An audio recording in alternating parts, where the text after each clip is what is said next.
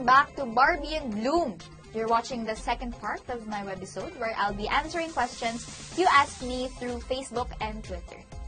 Alamin kung kasama ang question mo sa mga sasagutin ko today.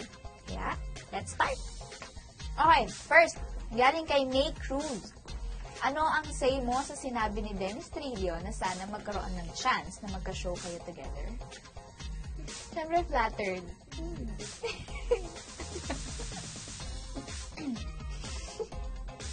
Hindi, siyempre nakakatuwa kasi of all the people na gusto siyang makatrabaho, naalala niya ako. Ayun, sana magkatrabaho kami kasi bukod sa idol ko siya, alam naman yata sa bayan ng Pilipinas, crush ko din siya. So, yun. Dream ko din talaga na makatrabaho siya. Okay, next. Galing kay Alisa Ann Rivera. Nami-miss niyo po bang maging ka-love team si Joshua Junicio? Oo, kasi kami talaga yung nag-start. Siya talaga yung kasama ko. Feeling ko naman, masaya siya kung nasan siya ngayon. And, minsan, pag may mga get-together, ganyan. Nung huli kaming nanood ng Insidious, kasama siya. Yun yung huli namin pagkikita.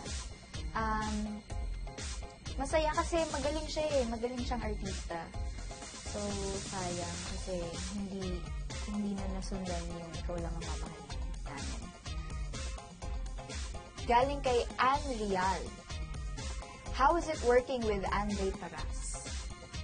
Alam nyo, yung taong yun, sa kanya lang ako nag-apple box. Tangkad eh! 6'3", 6'4". Iba na yung eye level ko. As in, nakaganyan na ako, hindi na siya maganda sa monitor. So, kinailangan ko mag-apple box. Nakakahiya. Ayun. At saka, nung umpisa-umpisa, medyo pinapakiramdaman ko pa siya kasi medyo seryoso siya. Nung una lang pala ito. Nakakaloka. Sobrang kulit, sobrang kalog, sobrang palabiro. Nakakaloka talaga. Basta masaya siyang kasama. At the same time, hindi siya nililate. Yun naman, nakakatuwa siya. Okay. Galing kay Kate Kathleen Tabsing. What's the difference of Barbie noon sa Barbie ngayon? And what didn't change sa isang Barbie? Bust size ko. 32 pa rin siya. 2 years ago, hanggang ngayon. Difference? Siguro mas nakilala ko yung sarili ko. Mas, kasi dati, nahihiya pa ako na ipakita na ganito ako, makulit, ganyan. Dati, medyo limited pa yung mga kilos ko, ganyan. Ngayon, medyo wala na akong hiya.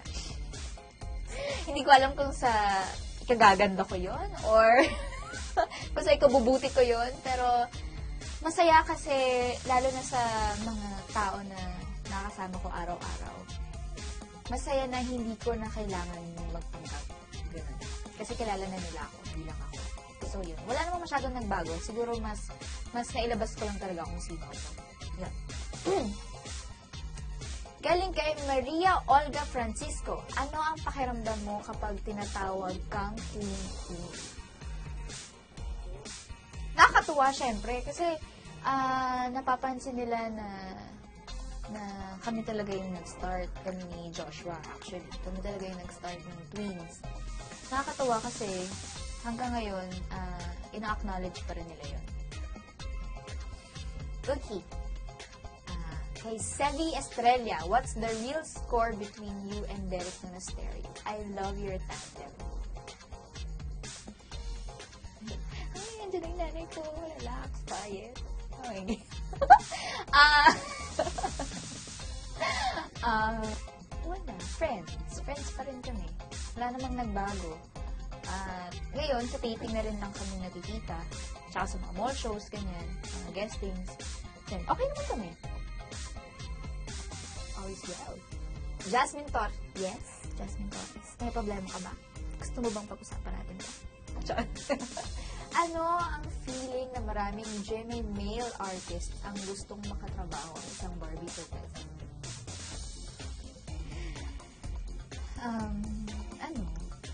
Flattered ulit.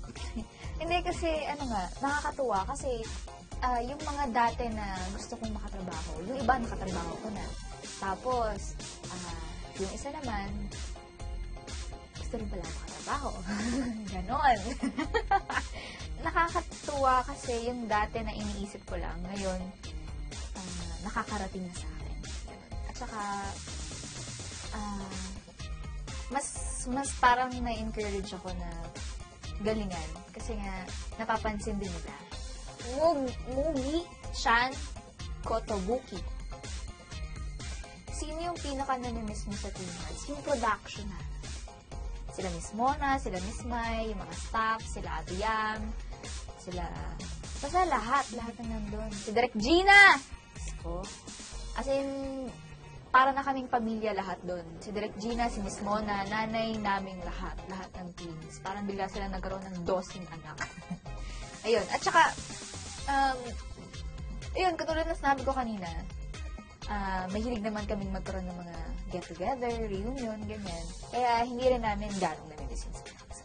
Meron din kaming group sa Viber, kaya lagi kaming nag-uusap din. Yun. Tapos ako na yan. Yun. Dito na nagtatapos ang part 2 ng Barbie and Bloom. Sana na-enjoy nyo ang bonding with me dahil na-enjoy ko ang pagsasagot sa inyong mga tanong sa akin. For more updates, paki-follow ako sa aking Instagram. It's at Barbara Forteza. At sa aking Twitter naman, Deal with Barbie. Ayan. Araw-arawin nyo din po sana ang pagpanood ng The Half Sisters sa GMA Afternoon Time. After po yan, Bulaga. Thank you po sa lahat ng nanood ng aking webisode. And thank you rin sa GMA Artist Center and gmanetwork.com for making this possible. Para sa mga nabitin, tulad ko, may third part pa po ang Barbie and Bloom. Kaya abangan nyo yan dito sa gmanetwork.com. Kita-kits!